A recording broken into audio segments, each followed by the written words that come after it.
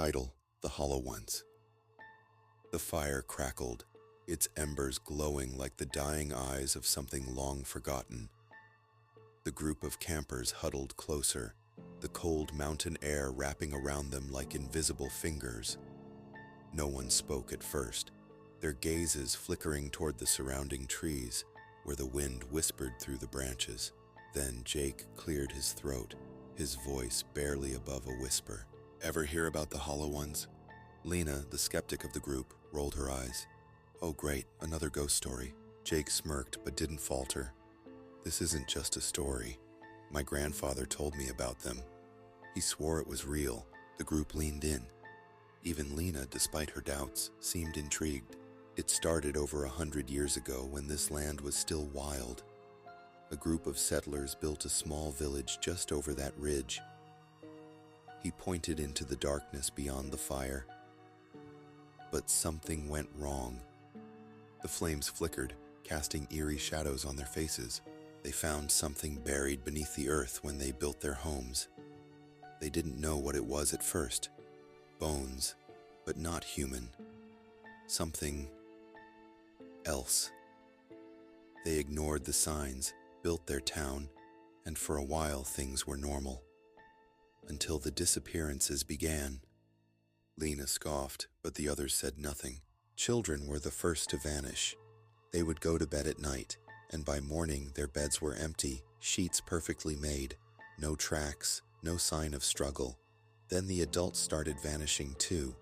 One by one, entire families erased overnight, and those who remained said they saw figures moving in the woods, tall, too tall, and empty inside.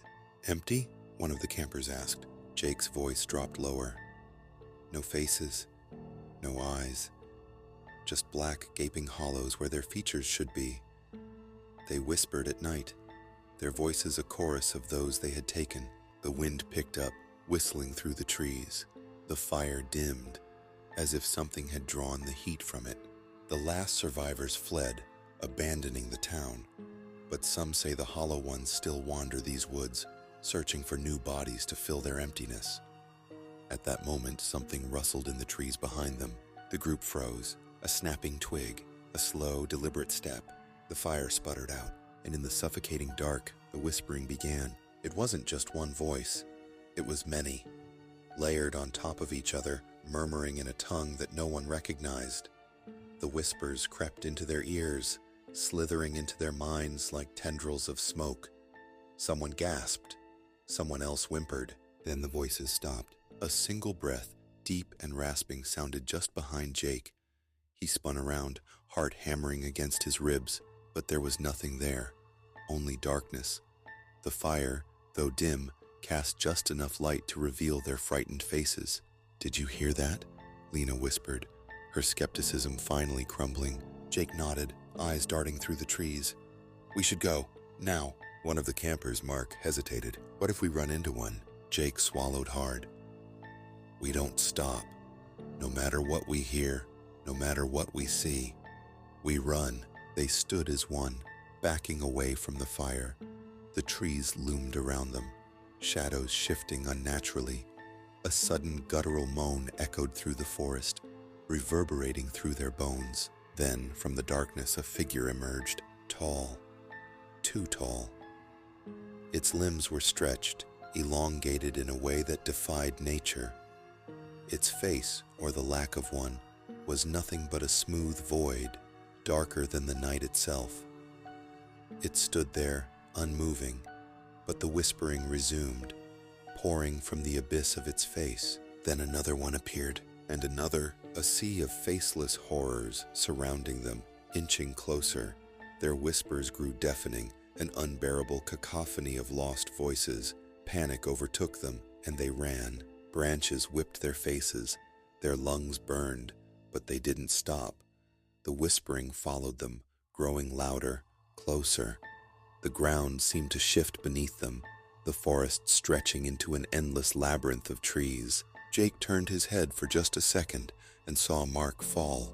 The figures descended upon him, their bodies bending unnaturally, their fingers reaching.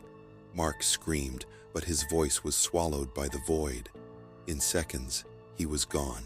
The rest of them didn't look back. They burst through the trees into the clearing where their cars were parked. Jake fumbled for his keys, hands shaking.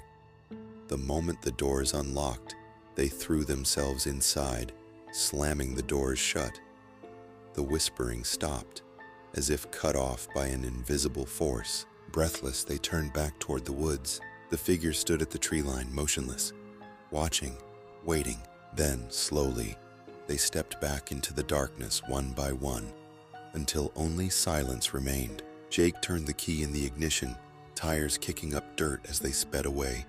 No one spoke the entire ride back, and in the rearview mirror, for just a second, Jake swore he saw a face, or rather, the absence of one, staring back at him from the trees. The hollow ones were still watching, and they were still waiting. Days passed, but the unease never left. Mark's disappearance was reported, but no trace of him was ever found. Jake and the others told the police the truth, or at least as much as they could say without sounding insane.